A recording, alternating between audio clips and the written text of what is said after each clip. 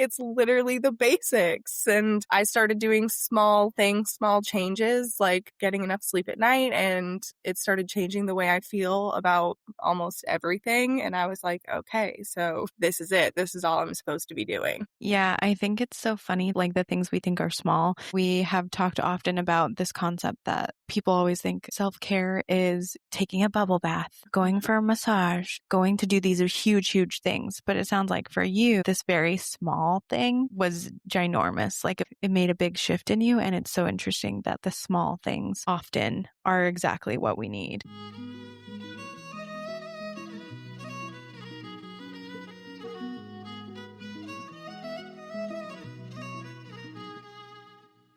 Welcome to the Feminine Alchemy podcast, where we explore the truth about the feminine, the peaceful, the wild, and the visceral. I'm your host, J.N. Behringer, joined by my co-hosts, Julie Dean Richards and Kaylee Rose. Each week, we explore the deep mysteries of the feminine and help listeners apply them to their daily lives in a practical way. Join us to unlock the hidden wisdoms your soul has been waiting for.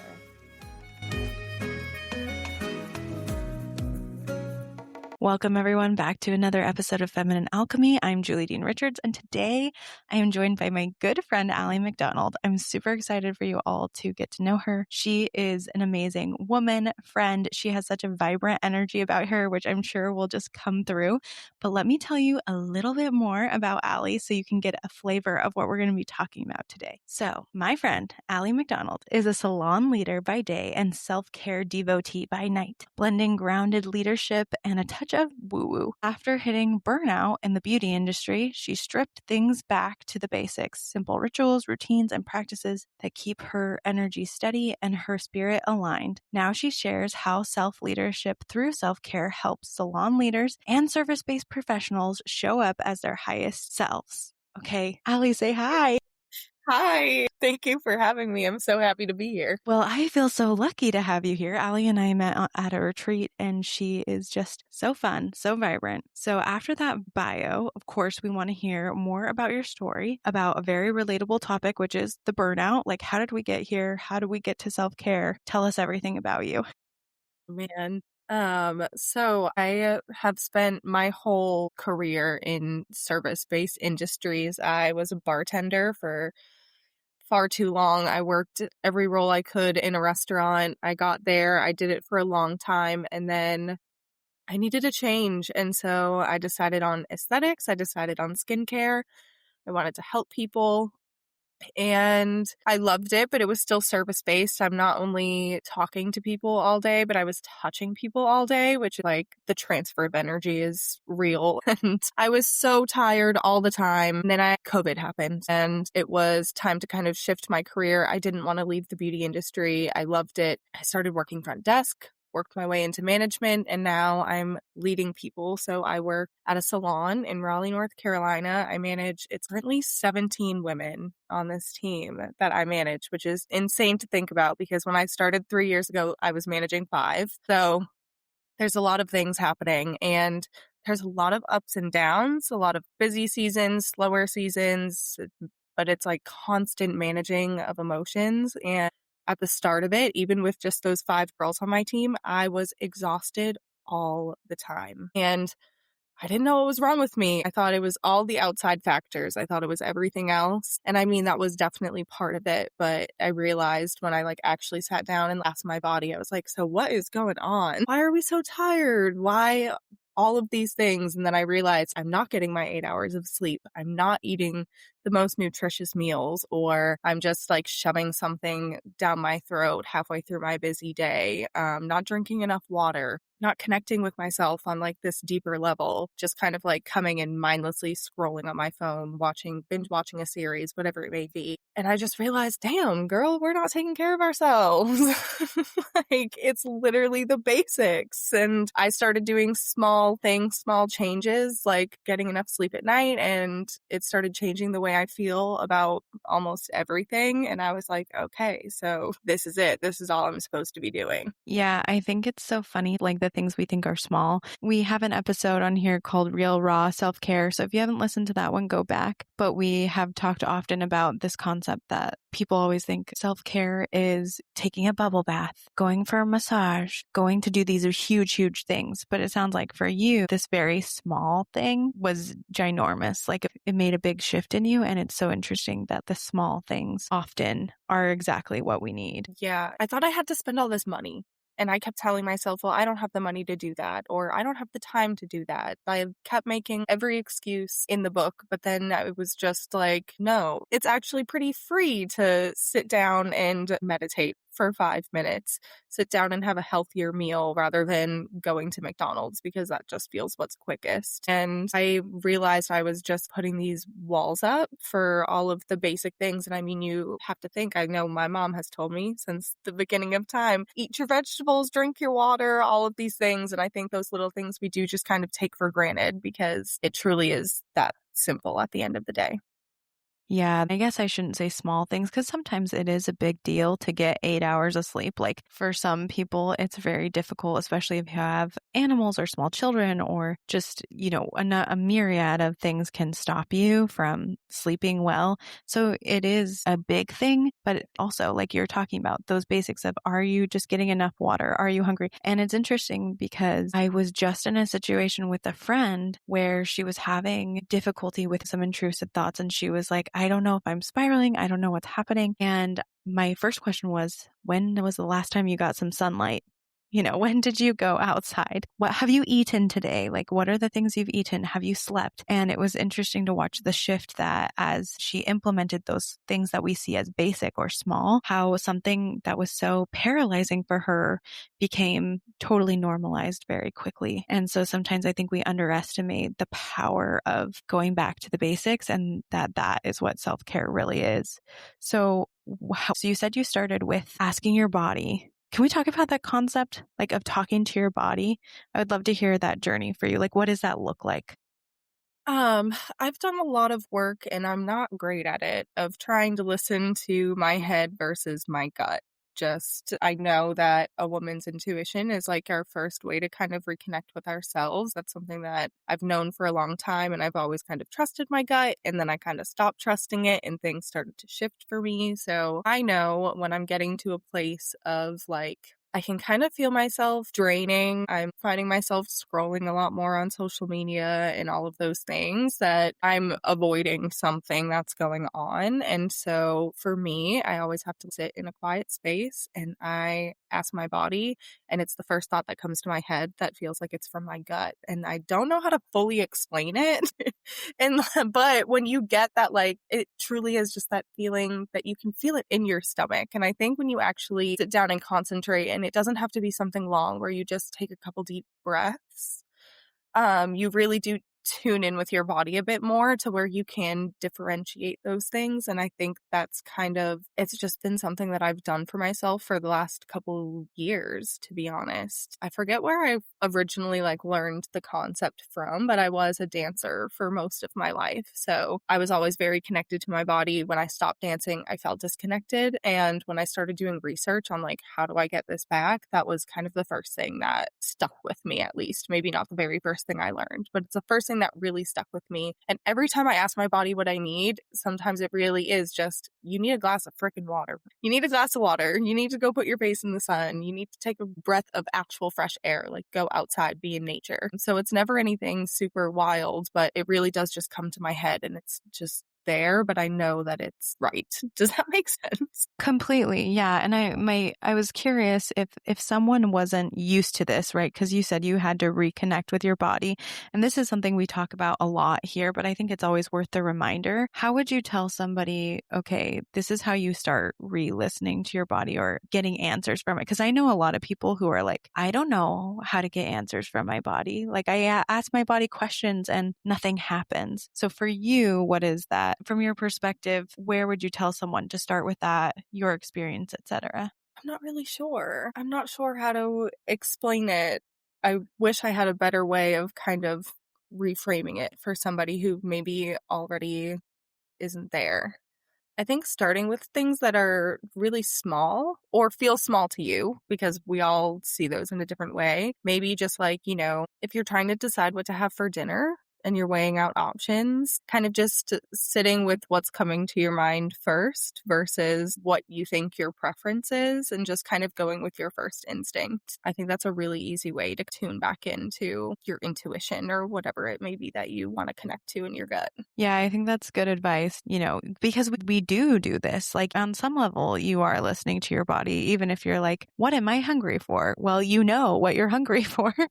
And I think that can apply to reconnecting with your body and asking it other questions as well. Something that's worked really well for me is just writing down the first thing that comes to my head and just going for it regardless of, because I think the big hurdle is getting over, this is strange. Am I just making this up or is this real? And what's happening? And I think overcoming that hurdle is really just, you just have to follow it. You just have to find out, like you just have to try it and see so that you can trust your body more. So I love that as a first starting point. As far as bringing these routines, because on your Instagram, if people don't follow Allie, you should, because she shows her routines. She shows how she does these things each day. We're all busy. We're in the thick of it. How does someone implement these routines? Let's talk a little bit about the routines you implement, things like that.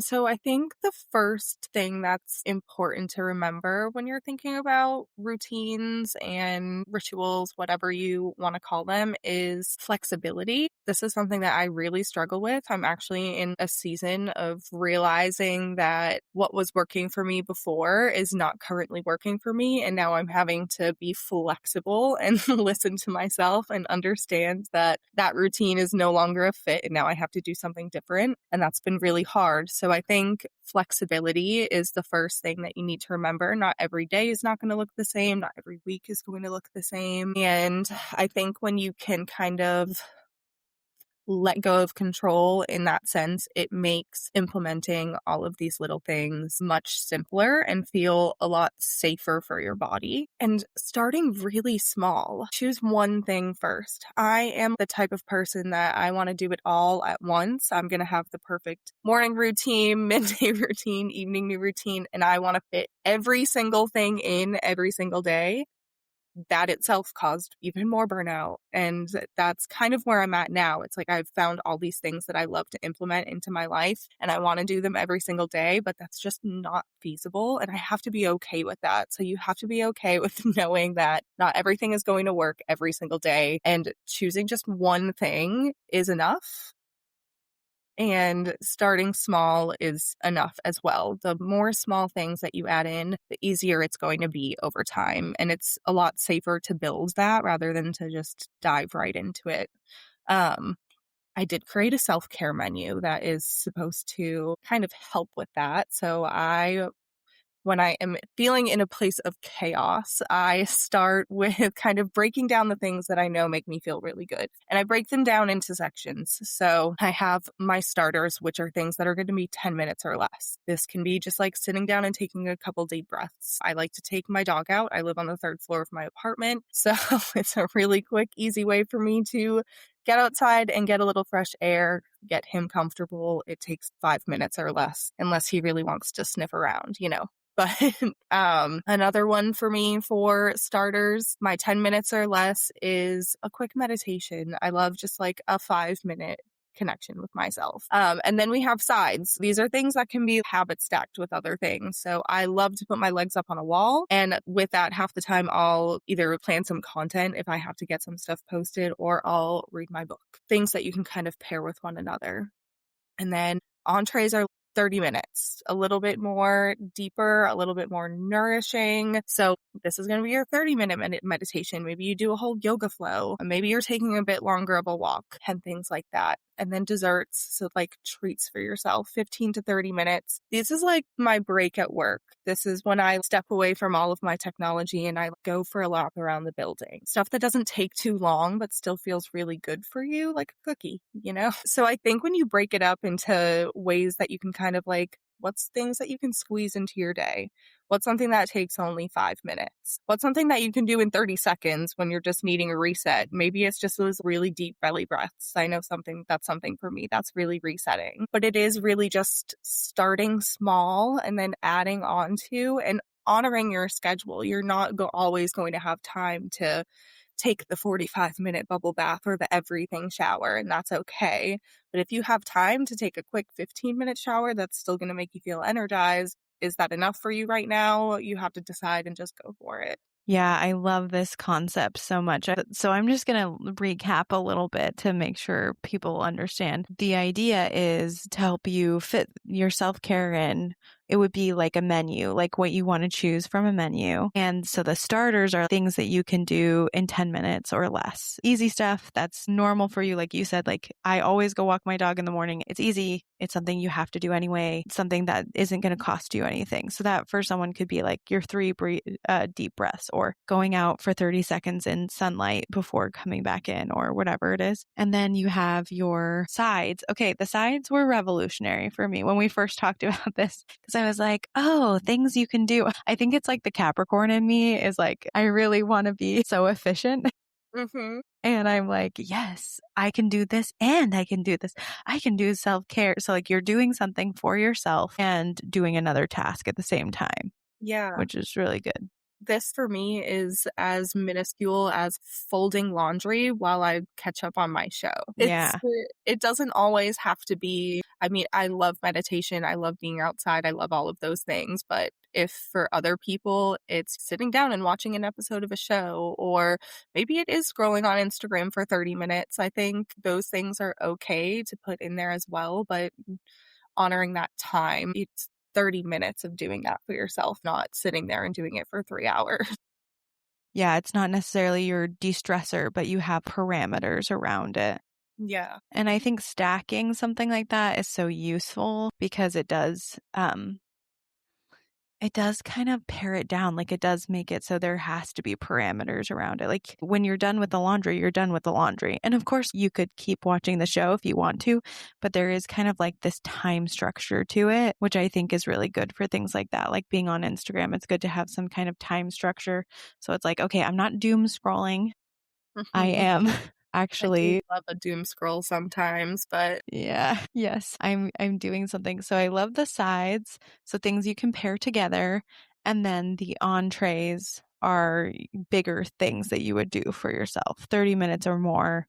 And then the desserts. I love the dessert concept too, because I think sometimes we love things, but we hate things, and we love to hate things. yes. We love to hate our self-care routine sometimes because it's like for me, okay, this is a real deal. This is me getting real vulnerable with you. But like I hate plucking my eyebrows. I hate it. And it's a thing, but I also hate not having my eyebrows plucked. I dislike it. And also I have chin hairs. So I hate having my chin hairs not plucked. I need to pluck those babies, but I don't want to do it because it becomes drudgery. So I do love the idea of another self-care tool being what self-care thing would be a cookie to you? Like what is that like chocolate? What is something that you just love? And to me, that might be, I actually don't know what it would be for me right this second, but it could be the watching the show. It could be the watching the 15-minute show or like indulging in some Instagram gossip or whatever it is that is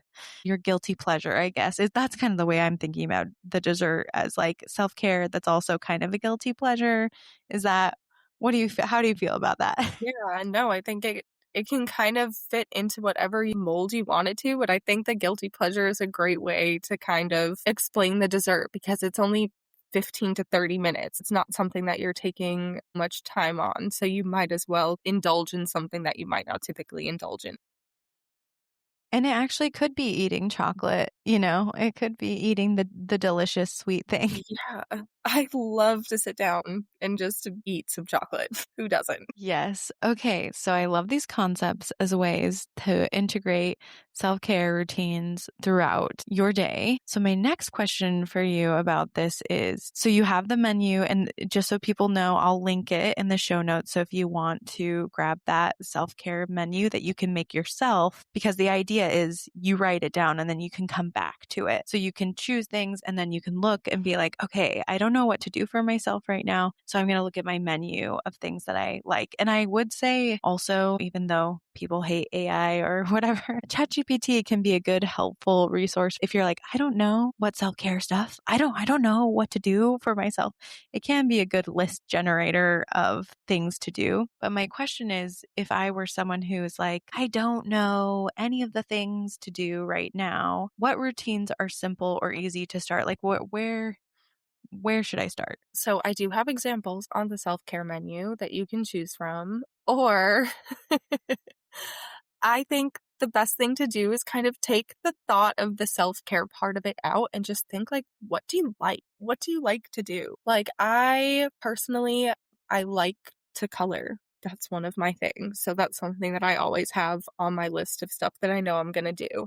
Just what do you like to do? It doesn't have to be anything super crazy. It could be playing video games for all I care, but thinking about just things that you like. I like to cook, so that's something that's on my entree list. I cook a cozy meal when I want to do something that feels creative without being too much for me. So I think just choosing things that you already enjoyed is the simplest way to start.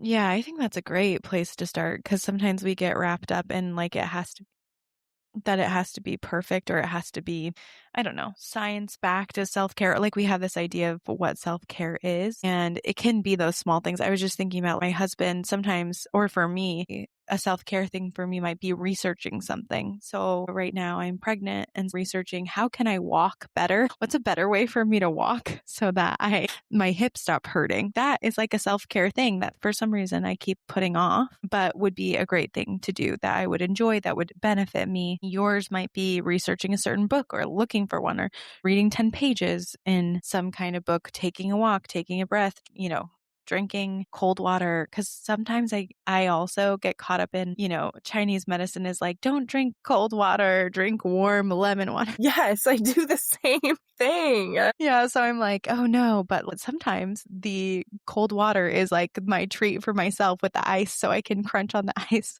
Everyone's going to be like, you're anemic. If you like ice, you're anemic. And sometimes I do. Sometimes I like to crunch on ice, whether or not my iron is low, and enjoy like a cold glass of water. So I think it can be different for everyone, but I love the idea of what do you even like to do? And for some people, that's a really hard question. I know for me, that's something I'm still kind of figuring out. Like, what does this version of myself like to do outside of just getting outside and going for walks, going to work, doing all of my normal things? But it also gives you a really good opportunity to explore things that you may not have explored before that you might just find that you enjoy. Yeah, I think that's a really good point. And it can be maybe you don't think you like to ride a bike, but maybe you do, that maybe this is exploring for you. And that's what you put on your menu is explore a new thing to see if I enjoy it, explore something I might enjoy. I do want to put in a caveat too that, of course, if self-care is emotional work as well, and Mhm. sometimes that's the stuff that I was talking about. Like we love it, but we hate it and we love to hate it. And doing the shadow work, doing the deep emotional work, just so you know, that is also self-care. So if you've been doing that and you need a break from your self-care, you can give yourself self-care for your self-care. I love that. Yeah, self-care isn't always the prettiest thing to do either. I think that's an important thing. Sometimes it is doing that daunting task that you know you have to touch, but you don't really want to. Yeah, like I think on the entree, I was thinking about journaling. Journaling is so key. And it's another one of those things that we're like, sometimes it's drudgery for us, or it seems so hard to get the journal out and the pen out. But all of that is deep self care, which I guess the point of this is there's no wrong way to do self care, but just to be open to what do you like? What do you need? And then pairing it up with, like Allie has in her menu, pairing it up with other things that are good for you or that you need to do, but you have a harder time fitting into your day. One thing I wanted to talk to you about, because you do talk about self-leadership, like becoming a leader through self-care. Can we talk about that? What does that mean to you? What have you been learning about leadership over this time? And I've seen you go to lots of events. It seems like you're always doing something. So let's talk about it.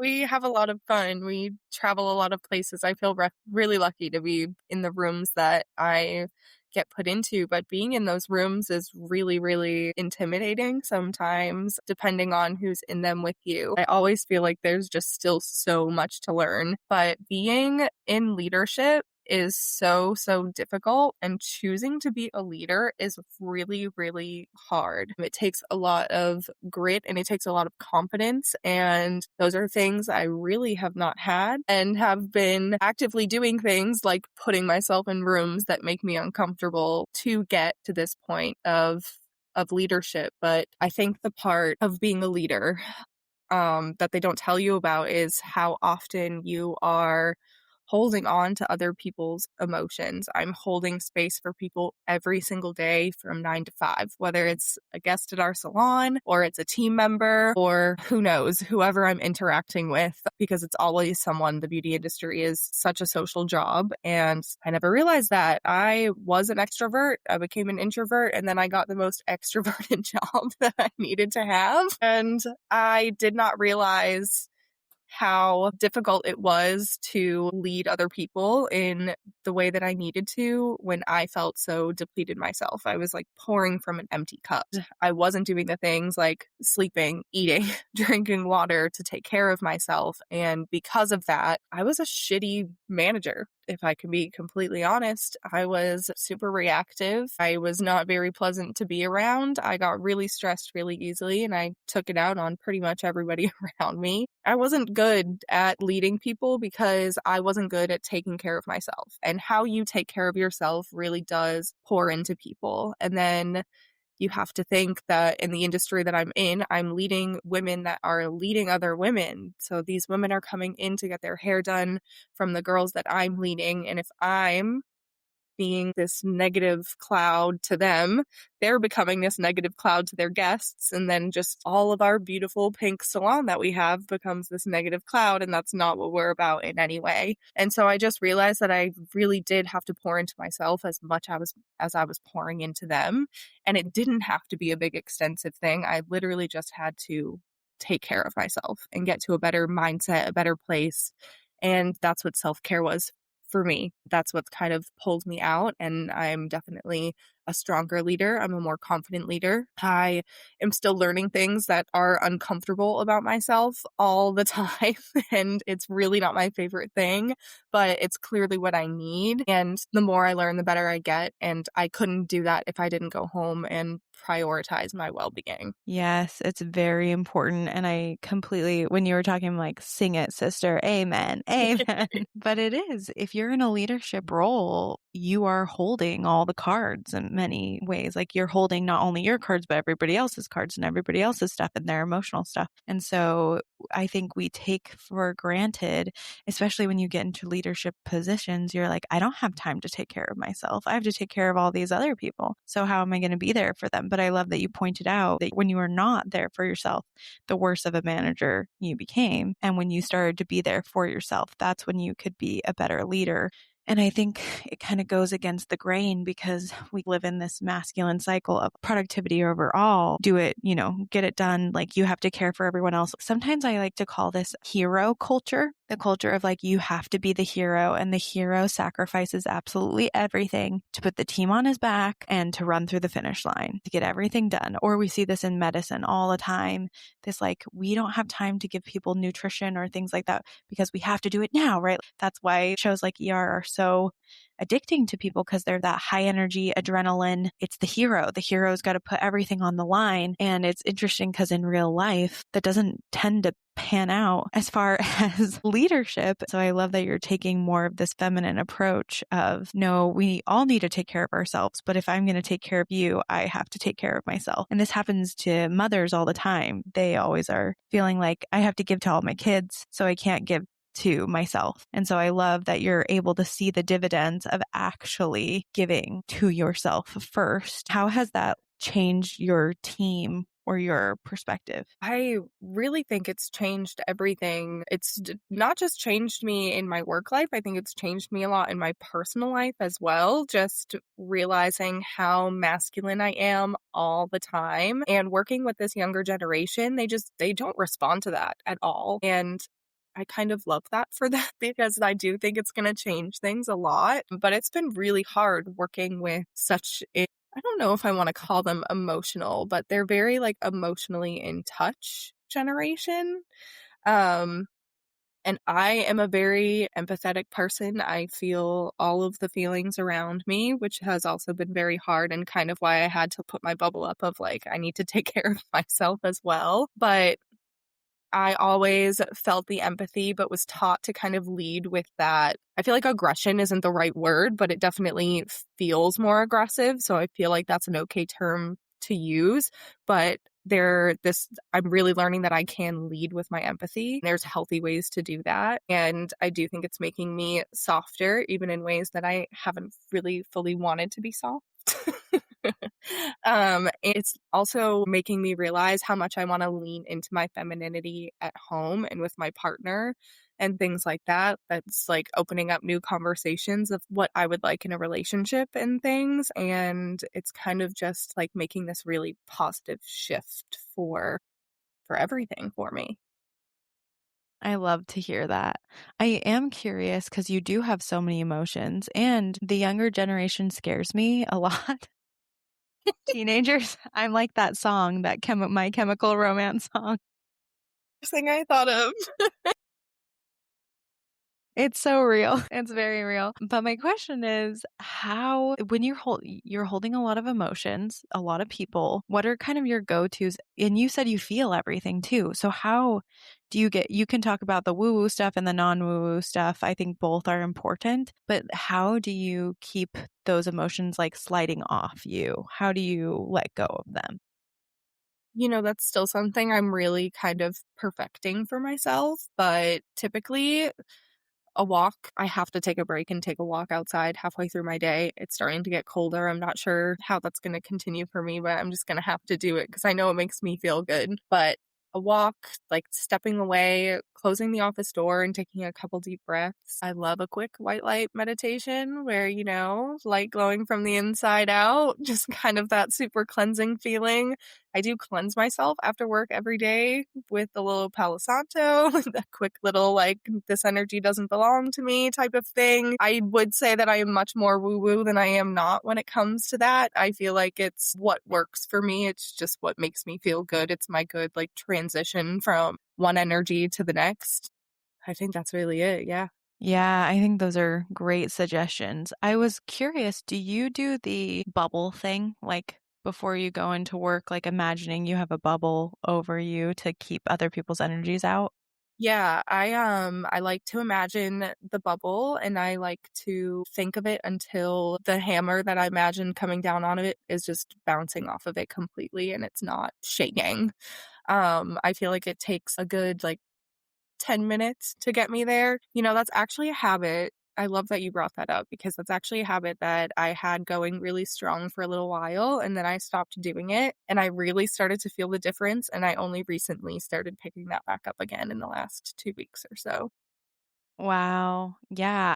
I like that idea of the hammer. So for people who haven't heard of this technique before, it's literally just imagining a bubble of some color, like an energy shield. Imagining an energy shield around you with the intention that that shield keeps other people's emotions, bad, negative vibes, whatever else off of you. And so what Allie is saying is when she imagines it, she wants it to be strong enough that if she imagines a hammer hitting it, the hammer bounces off and it can't break it. This sounds crazy if you've never done it, but you'll see if you start imagining it for yourself. Some people will end up seeing cracks. You'll end up seeing like, oh, I should be able to imagine this and I should be able to make it strong instantly, but it doesn't work like that because it's actually your energy that you have to put into it. It takes practice and real mental fortitude to like, make the shield. And lots of people have different ideas of like what is a good color for that shield. Some people it's gold, some people it's pink, some people it's blue. So experimenting with that as well. But I find for me, and I often forget it, but for me as well, since I feel other people's emotions really powerfully, this tool is a really big one. Yeah, I picture mine almost like a bubble so that my light can shine out is how I speak it in my head. And it really does kind of look like a bubble in my imagery. It just like ripples when it gets hit and I'm not strong enough. Mm-hmm. Mm-hmm. So true. So it's like a clear bubble. You don't have color for it. Yeah, no. Oh, I love that. I think that's really beautiful. So I love this. I love the leadership. I love the letting go of the emotions. Is there anything else about communication? Because this came to mind too, that you have learned about communicating with other people that you might share with someone who's learning to be in leadership or going to be in leadership or is already a leader. Anything you've learned that you'd like to share in that arena? Yeah, I think this is my most current lesson with communication is that communication is a skill that you constantly have to work on. It's really, really hard. It's such a difficult skill. And I feel like every time you meet a new person, or like bring a new person on your team or anything like that, you're learning a new way of communicating because no two people are the same. Learning to communicate with my team members, even girls that I have been working with from the start of this role, has been one of the most difficult challenges. And every time we are having a challenge, it truly does just come down to our communication. You have to be willing and open to hear how your communication comes off to other people, which is hard to hear because you think that you're being clear and you think that you're getting your point across in a perfect and understandable way, and they feel the exact opposite. And it's hard. It's hard when you don't feel heard, but that's not necessarily what it is. That's something that I'm really working on right now as we speak. Which I totally agree. I was a communications major in college and I'm always relearning. And I used to even mediate conflicts that used to be part of my job. Even for me, I mean, this was a long time ago, but like, it doesn't matter how trained you are. Like, I'm trained in NLP and all the things in nonviolent communication. And there's still times when you just suck at it. We just suck at it and someone loves to point it out to you. Yeah. Like, especially for me, I had a brother-in-law who was like, "You're supposed to be good at this and you're not being good at this in our family chat." I'm like, "Okay, thank you." My bad. My bad. I know. But that happens, you got to pick yourself back up. Are there any tools that you're learning or using for this? Any books, anything like that? Or is it through experience you're learning the most? Right now, I'm learning the most through experience. I actually just said that one of my goals for the next few months is going to be to get some books on communication and learning more about how to better communicate with my team and just honestly all of the people in my life, how to be more clear and more confident in my communication, actually speaking to what I want to say rather than what I think people want me to say and things like that. So I can keep you guys updated. Yes, keep us updated. It is hard because everyone does have such a different style. Like I was just talking to two friends recently, and for one friend, I know I need to be as gentle as possible if I am going to give constructive feedback. And the other friend, tried the same thing with another friend. The other friend's like, "Stop being nice to me. Just tell me what I want to hear. Just tell me things straight to my face." And I'm like, "Okay, I just have to relearn how to communicate." And that's what makes it so difficult. But these are like the unspoken things about leadership. We don't really realize when we take on roles, we always think about ourselves like charging forward and giving ideas and all of those things. Again, like the hero culture, rather than these things that are more feminine, which is learning everybody's communication style, helping them with their emotional issues, letting go of their emotions, helping people navigate through things, taking breaths for ourselves. So I love that you're bringing all of this to the forefront. For anyone listening, I would recommend Nonviolent Communication. It's a book. There's also an audio series you can get on Audible. What's his name? His last name's Rosenberg, I think, who does it, but it is a very helpful guide if this is something for all kinds of communication issues, if people are interested in it. But thanks for chatting with us about these things. And before we sign off, I was just curious if there's anything you want to leave us with about self-care, leadership, your experiences, anything you want people to know before we go. Just going back to that being flexible, we're going to be in different seasons at different points in times in our life. Things change, whether it's changing by day, changing by week, by month, all of those things. Our lives aren't always going to look the same. You're going to move through whatever it may be. and it's okay to adjust what you might need in that particular season. Some you might do more and some you might do less, and all of them are of the same value as the other. I love that. Allie, you are so vibrant. And for anyone listening, again, you should follow her journey. There's another thing I need to ask you about Instagram, because for me personally, it is very difficult to share my life on it. I have the worst time. I'm a reflector, so maybe I'm just inconsistent because of that. But it's very hard for me to share all of my stuff online. And you are very consistent. You are very good at making content as you go in your life. How do you fit that in? How do you do that? I'm not trying to put you on the spot as like a master of this, but I feel like you do a really good job being like vulnerable, being yourself, and also consistent. Yeah, that actually means a lot to hear because I don't personally feel that I am consistent and things like that. I feel like I'm all over the place because I'm still trying to like find my voice and exactly what it is that I'm trying to speak on and things like that. But to be honest, the reason I started posting on Instagram so much was because it's a requirement on our team. If you're a stylist, you have to market yourself, and we have a requirement for how many posts you have to do each month. But it felt really hard for me to sit there and be like, you have to post this many times, and then have me not posting anything at all, even though I'm not selling a service.